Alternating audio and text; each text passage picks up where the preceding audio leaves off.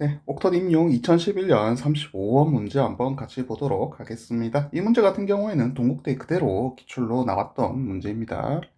자, 35번. 조면소포체와 골지체를 거치면서 다양한 단백질들이 만들어집니다. 이 단백질들이 수행하는 기능의 예로 옳지 않은 것은 이렇게 물어봤습니다. 그래서 그 보기를 한번 읽어보시면 알겠지만은 각각 어떤 단백질들이 하는 역할에 대해서는 제대로 설명이 다 돼 있어요. 돼 있는데 그 중에서 이제 조면소포체와 골지체를 거치면서 만들어진 단백질이 아닌 것, 요거를 찾는 내용입니다. 그래서 한번 같이 읽어볼게요.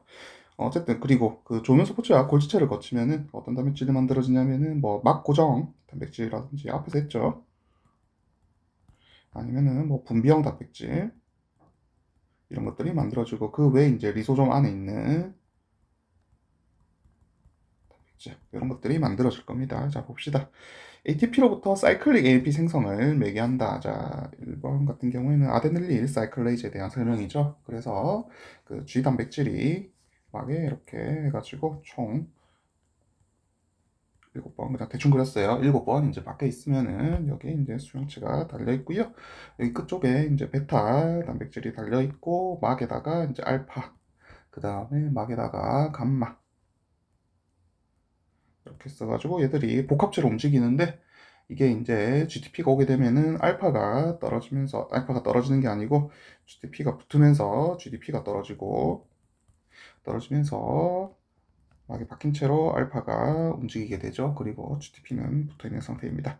어쨌든 관여하는 효소는 GEF고요. 어쨌든 이렇게 가가지고 얘가 막에 박혀 있는 아데닐린 사이클레이즈 를 자극을 해가지고 아데닌 사이클레이즈가 아까 여기 말한 ATP로부터 사이클릭 AMP의 생성을 촉진하게 됩니다. 자, 요거 말고 이제 이거는 GS 단백질의 경우고요. 뭐 비슷하게 생긴 이제 GI가 있다고 칩시다. 단백질 종류가 이제 다른데 생긴 거는 비슷하겠죠. 얘들은 반대로 오히려 G알파 G알파 ATP GTP가 붙게 되면은 이 작용을 억제하게 됩니다. 자, 그게 GI고요. 그 다음에 이제 남은 게 GQ죠. GQ 같은 경우에는 얘가 비슷하게 가요. 비슷하게 가는데 붙게 되면 여기가 아데닌 사이클레이즈가 아니고 PLC에 붙게 됩니다. PLC에 붙게 되면은 얘들은 ATP를 만드는 게 ATP를 사이클릭 AMP로 전환하는 게 아니라 그 옆에 붙어 있던 PRP2 얘를 그 IP3하고 DH로 분해시키죠.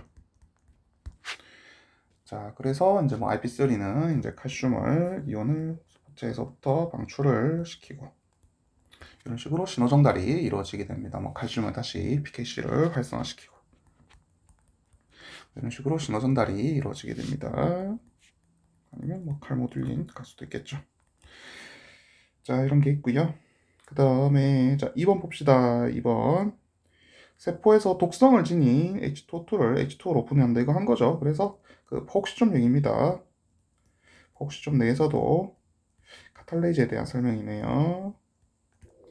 자, 그래서 카탈레이즈 같은 경우는 앞에서도 이제 많이 했죠. 폭시점으로 가는 단백질 중에 하나일 거고요. 폭시점 같은 경우에는 세포질 수용체가 아니고 세포질 리보솜에서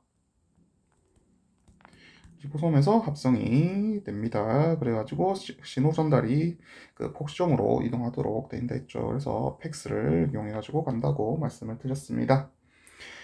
자, 그래서 뭐 답은 2번 바로 나오네요. 자, 3번 더 볼게요. 지방세포에서 포도당 수송체 합성을 촉진한다 돼 있습니다.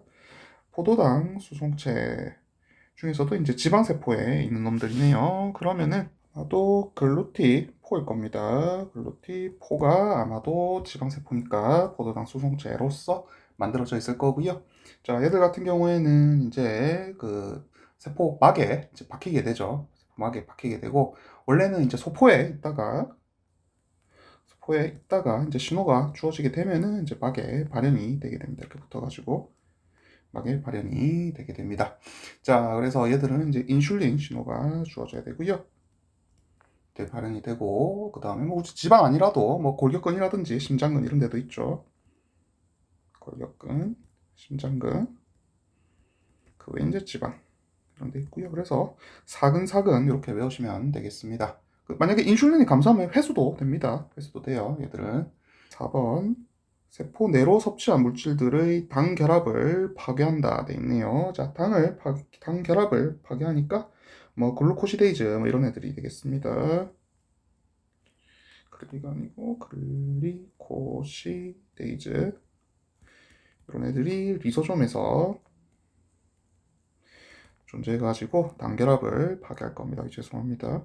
자, 나트륨 농도급에 역행해가지고 나트륨을 세포 밖으로 배출한다 돼 있습니다. 자, 이거 같은 경우에는 뭐 두 종류가 뭐 생각해 볼 수 있겠죠. 나트륨, 포타슘 펌프. 이거는 뭐 기본적이죠. 3개, 2개 각각 이동을 시킵니다. 나트륨 바깥으로, 포타슘은 안쪽으로 이동을 시키고, 이거 말고도 이제 좀 유명한 거 하나 더 있죠. SGLT2.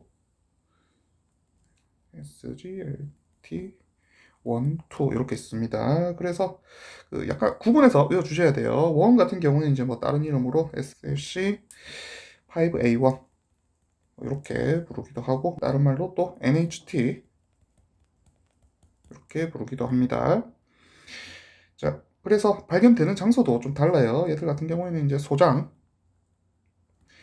신장에서 발견이 되는데 주로 소장에서 이제 그 육모상피세포나 장관에서 이제 당을 흡수하는데 관여를 하고요. 뭐 굳이 이거 아니라도 되게 예외적이긴 한데 뭐안 나올 것 같아요. 몰라도 됩니다. 뭐 이하선이라든지 그 턱밑샘, 그다음에 뭐 심장 이런 데 있긴 합니다. 뭐 몰라도 될 것 같아요. 자, 그래서 특징적으로 얘들 같은 경우에는 원 같은 경우에는 이제 제일 중요한 게 외워야 될 게 나트륨 2개를 이용해 가지고 포도당 1개가 움직이게 됩니다. 그 다음에 이제 포도당 말고 갈락토스도 운반할 수는 있어요. 그래서 효율이 2개로 하나를 움직이게 됩니다. 근데 SGLT2 같은 경우에는 얘들은 이제 주로 신장에 있거든요. 신장에서도 주로 근위세뇨관에서 발견이 됩니다. 그러다 보니까 얘들은 이제 포도당을 재흡수를 하게 되죠. 포도당 재흡수 역할을 하게 되고요. 그다음에 얘들은 포도당 하나 가지고 하나의 포도당이 아니고 나트륨 하나 가지고 하나의 포도당을 흡수를 할 수 있습니다. 그래서 효율이 훨씬 더 좋아요. 하나를 흡수하고 얘는 2개를 써야 하나를 흡수하니까 효율은 SGLT2가 더 좋다 알고 쓰시면 되겠습니다. 자, 다만 친화도 같은 경우 포도당 친화도 같은 경우에는 1이 더 좋아요. 그래서 정리를 하면은 SGLT 1, 2 있을 때 이제 친화도는 얘가 더 좋고 수송 용량은 더 작다. 그래서 주로 영양분 흡수와 관련이 있다. 자, SGLT2 같은 경우에는 반대죠. 거꾸로 수송량은 높고 얘들은 이제 혈당의 항상성과 주로 관련이 있습니다. 상성과 주로 관련이 있습니다. 이렇게 알고 있으시면 되겠고요. 자, 중요한 게 또 SGLT2 같은 경우에는 억제제가 있죠. 이니비터가 있습니다. 자, 억제제 같은 경우에는 치료약으로 씁니다. 무슨 치료약으로 쓸 수? 혈당 상승이니까 당뇨약 치료제로 쓸 수 있고요. 그래서 이름은 이제 무슨 글리프로진 이렇게 붙어요. 글리프로진 이렇게 씁니다. 자, 이렇게 부르고 자, 얘들은 이제 특징이 체중을 줄여요. 체중은 줄이고 혈압도 낮춰주는 효과가 있습니다.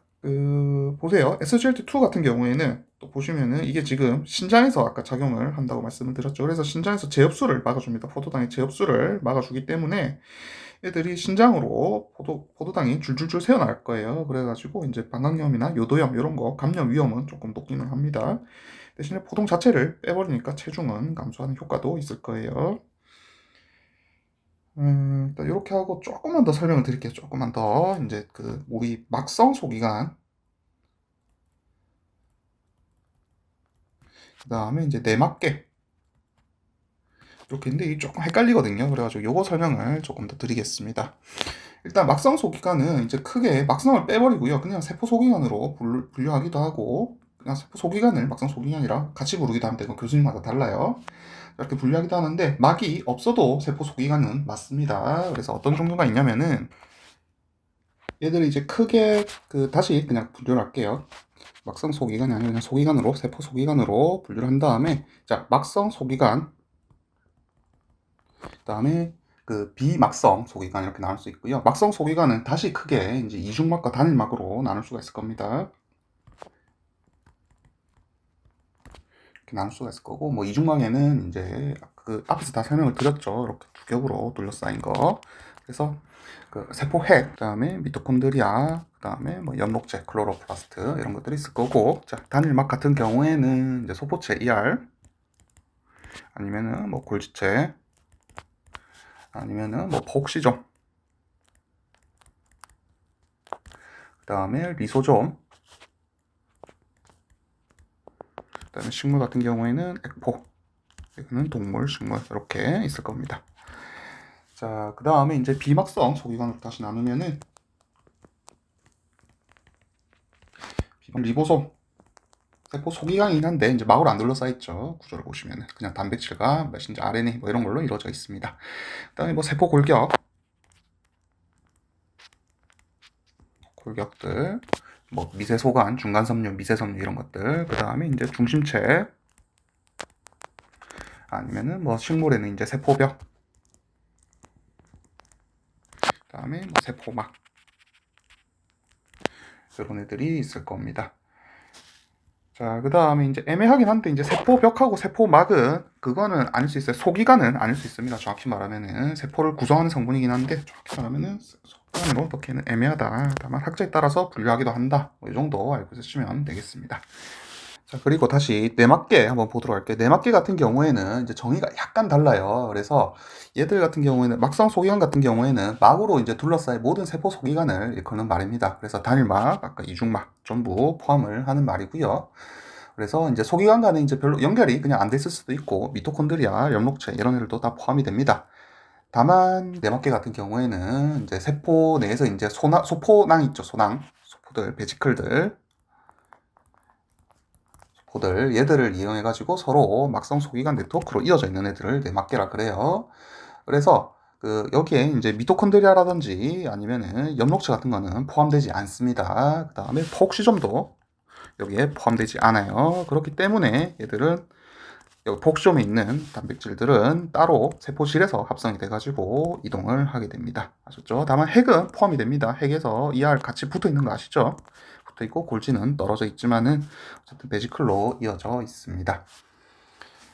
자, 그런 차이가 있고요. 그 다음에 그 세포막은 거기 내막계입니다. 내막계고 아까까지. 다음에 베지클 한 김에 이거 약간 헷갈려 하시는 분들이 있던데, 베지클하고 그러면은 엔도좀하고 무슨 차이냐 이것도 물어보시는 분이 있어가지고, 엔도좀 같은 경우에도 단일막이에요. 그냥 엔도좀 단일막, 막성 소기관으로 분류가 되고요. 얘들 같은 경우에는 이제 그 엔도사이토시스를 통해 가지고 세포막에서 이제 들어와 가지고 세포 내 물질 운반을 하는 것, 얘들을 이제 엔도좀이라고 따로 정의를 합니다. 베지클 같은 경우에는 이제 ER에서 골지 이런 데 왔다 갔다 하고, 또 골지에서 리소좀 이런 데 왔다 갔다 하는 거를 베지클이라 하고요. 차이는 알아두시기 바랍니다. 자, 그 다음에 하나만 더 할게요. 이제 폭시좀에 대해서 조금만 더 보고 가겠습니다.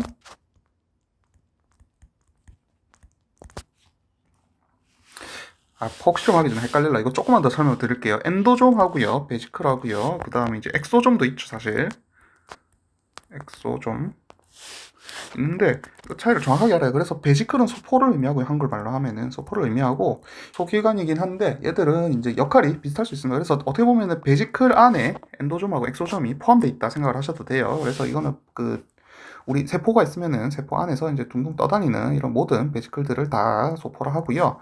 그 다음에 세포막에서 이제 형성이 돼가지고 안으로 들어오거나 이제 밖으로 나가는 거. 목적지는 뭐 리소좀이 될 수도 있고 아니면은 다른 기관이 될 수도 있긴 합니다. 어쨌든 세포막을 통해 가지고 이제 왔다리 갔다리 하면 생성되는 애들을 이제 안에서 안으로 들어오는 거를 엔도좀, 바깥으로 나가는 걸 엑소좀 이렇게 부르게 됩니다. 그래서 이제 소포 같은 경우에는 소포체, 골지체, 뭐 세포막 이렇게 단백질을 운반하게 되고요. 그다음에 뭐 나중에 리소좀으로 갈 수도 있습니다. 그다음에 엔도좀 같은 경우에는 세포막에서 이렇게 왔다리 갔다리 하는 애들을 의미를 하게 됩니다. 뭐 엔도좀도 종류가 사실 여러 개가 있죠. 여러 개가 있어요. 그래서 뭐 얼리 엔도점, 리사이클링 엔도점, 뭐 레이트 엔도점 이렇게 여러 가지가 있긴 합니다. 뭐 그까지는 모르셔도 될 것 같고요. 그래서 요거를 조금 정확하게 알고 가세요. 그래서 모든 그 베이시클 안에 엔도점과 엑소점이 포함된다. 이런 개념으로 어떻게 보면은 또 이해하셔도 되겠습니다. 그리고 다시 마지막으로 하려고 했던 거 이제 폭시점 여기에 대해서 얘기를 좀 해봅시다. 폭시점 같은 경우는 기능을 크게 하면 한 6가지 정도 나눌 수가 있거든요. 그래서 첫 번째로 이제 우리가 앞에 보기 나왔던 가산화수소 H2O2 분해 기능을 할 수 있고요. 얘들 같은 경우에는 이제 동물, 식물 다 할 수 있습니다. 그래서 위에 이제 동물, 식물을 좀 구분해서 할게요. 기능이 각각 달라요. 모두 가능합니다. 자, 그 다음 두 번째로 지질대사 기능이 있죠. 그래서 이제 베타산화로 이제 지방산을 분해해가지고 미토콘드리아도 같이 관여하긴 합니다. 그래서 어쨌든 둘 다 얘들도 가능하긴 합니다. 자, 세 번째부터 살짝 달라져요. 이제 콜레스테롤 합성하고 이제 뭐 담즙산 합성하는 담즙산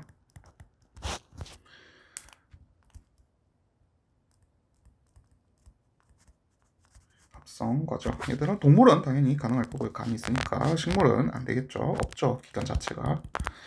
자, 그 다음에 네 번째로 이제 아미노산이랑 그 독성 물질 대사하는 기능입니다.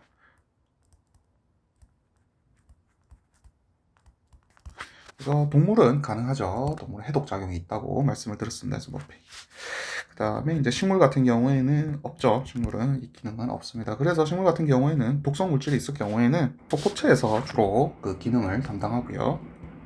SR 같은 게 있어요. 여기서 기능을 담당하거나 아니면은 뭐 세포질에도 시토크롬피가 있습니다. 식물도 여기서 담당하기도 하고 그거 아니면은 일부 미토콘드리아에서도 약간 대사를 할 수도 있긴 합니다. 근데 어쨌든 폭시점에 뭐 시토크롬피 이런 게 있지는 않고요. 그 식물 같은 경우는 이제 주로 이제 독이 들어오면 이제 액포에 이제 저장하기도 하죠. 중금속 같은 거는 액포에 저장을 하기도 합니다. 그 다음에 식물의 폭시점에서만 이제 하는 기능들이 또 따로 있죠. 그래서 이제 광합성과 관련해 가지고 광호흡 같은 경우에는 동물은 없고 식물은 가능합니다. 자, 그래가지고 그 산소를 이용해가지고 이산화탄소를 방출하죠. 그 다음에 여섯 번째로는 식물에서 이제 근력실산 회로가 있어요. MD에도 나온 문제죠. 그래서 동물은 없지만은 식물은 가지고 있습니다.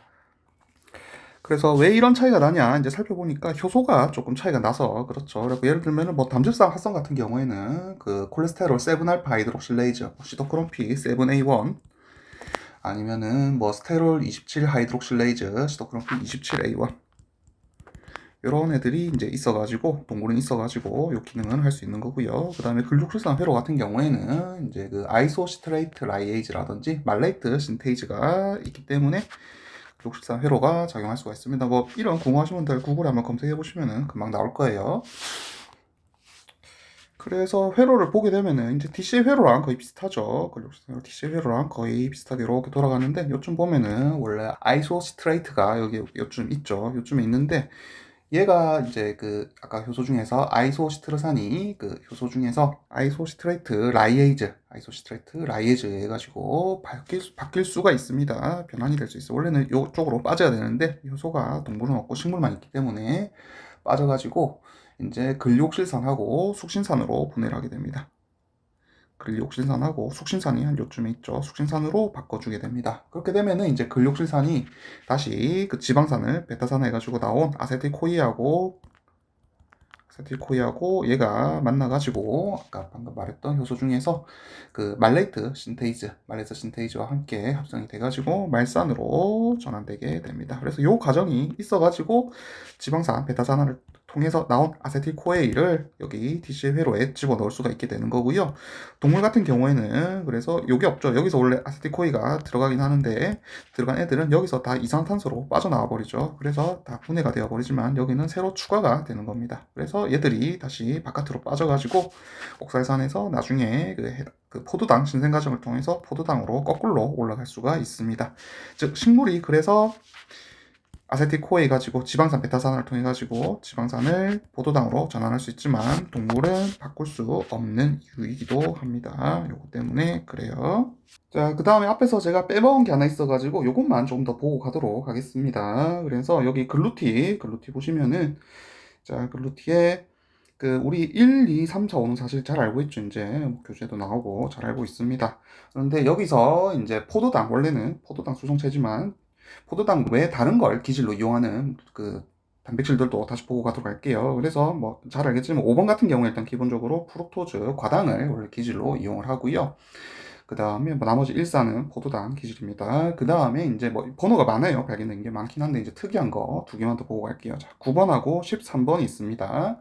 그래서 9번 같은 경우에는 유레이트, 즉 요산을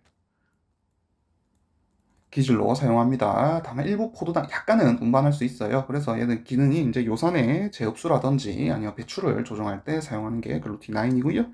자, 글루티 14, 얘 보시면은 우리 글루티 1 신경계, 그 다음에 글루티 3 뇌에 여기 잘 발달이 되어 있죠. 그래서 13 역시 신경계나 뇌에 발달이 되어 있습니다. 13번입니다. 또 잘 발달이 되어 있고, 얘는 이제 특이한 게 그 기질이 그 이노시톨 수성체로 사용됩니다. 이노시톨 수성체로 사용되긴 하는데 이제 운반될 때 혼자 운반되는 건 아니고 수소 이온하고 같이 운반이 됩니다. 그래서 공동 수성으로 가게 되고요. 그 다음에 그 옆에 보시면은 아까 공동 수성에서 갑자기 생각이 났는데 나트륨하고 칼륨 펌프 얘들 당연히 ATP 사용합니다. ATP 사용하고요. 그 다음에 SGLT 얘들 같은 경우에도 2차 능동 수성이죠. 2차 능동 수성이라 나트륨 기울기를 이용하게 됩니다. 당연히 얘들은 ATP를 직접 사용하고 얘들은 2차 능동 수성이니까 직접 사용하진 않지만은 특징이 얘랑 차이가 그 얘는 이제 아까 설명했다시피 나트륨하고 포타슘을 서로 반대 방향으로 안티포트로 움직입니다. 그런데 얘는 소듐하고 글루코즈가 심포트로 움직이게 돼요. 이 정도 일단 또 상식적으로 알고 있으시면 되겠습니다.